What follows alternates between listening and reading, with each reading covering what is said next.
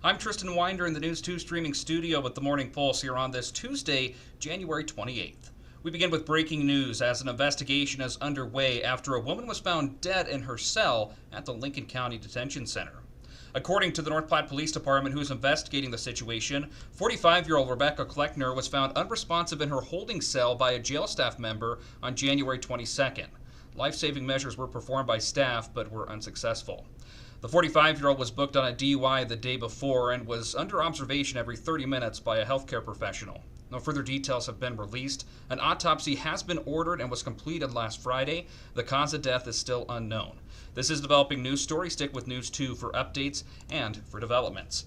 And this time of the year, all eyes are on the Nebraska State Capitol in the midst of the current legislative session, including eyes from county government. Lincoln County commissioners taking time yesterday to discuss potential legislation and the impact that it might have on counties statewide, including in one of the largest in the western end of the state. Our voice and our involvement does make a difference when it comes to these bills and how they're handled on the floor. It's going to be a lot to watch this year. During last summer's special legislative session, state senators changed the tax law so property owners would automatically receive a tax credit instead of applying for a deduction after the fact. But that change meant most Nebraskans would not be able to get their credit when they file their state taxes this year.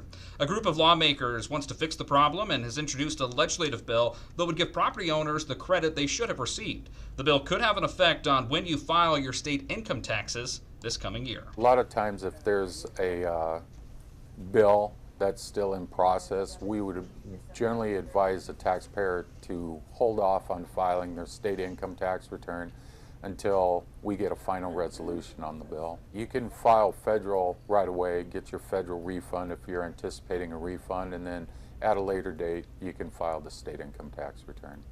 In other legislative news, a bill is being introduced pushing a proposal for Nebraska teachers to be reimbursed up to $400 for supplies bought for their classrooms. A number of educators testified before the Education Committee yesterday, explaining the importance of these supplies when it comes to the classroom. A similar bill made it out of committee last session, giving some teachers optimism. It's estimated that the cost is $5 million a year if the bill is passed. And back at the Capitol, or staying at the Capitol rather, there are 3 legislative proposals aiming to end daylight savings time within Nebraska. The Nebraska Examiner says that Senator Megan Hunt, Dave Merman, and Danielle Conrad are looking to end the time switch. Senator Merman's proposal, LB 302, would provide a year-round standard time, but neighboring states would need to adopt similar laws for it to go into effect within Nebraska. The bills are set to go before the Government, Military, and Veterans Affairs Committee later in the week. And Americans can continue to expect high prices for eggs this year. A price outlook from the USDA estimates that egg prices will increase about 20% this year. This is compared to about 2.3% for food prices in general.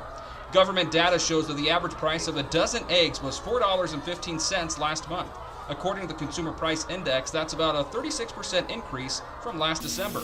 The high price is being driven by the ongoing bird flu outbreak as well as inflation. The USDA says that bird flu has killed over 17 million egg-laying hens in November and December alone.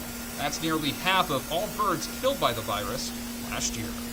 Rounding out the Morning Pulse with a check of the 7-day forecast. Beautiful one in store for us today. Temperatures going to be hanging out in the mid to low 50s for the foreseeable future, but hang on, it gets even better come Saturday with temperatures getting over 60 degrees.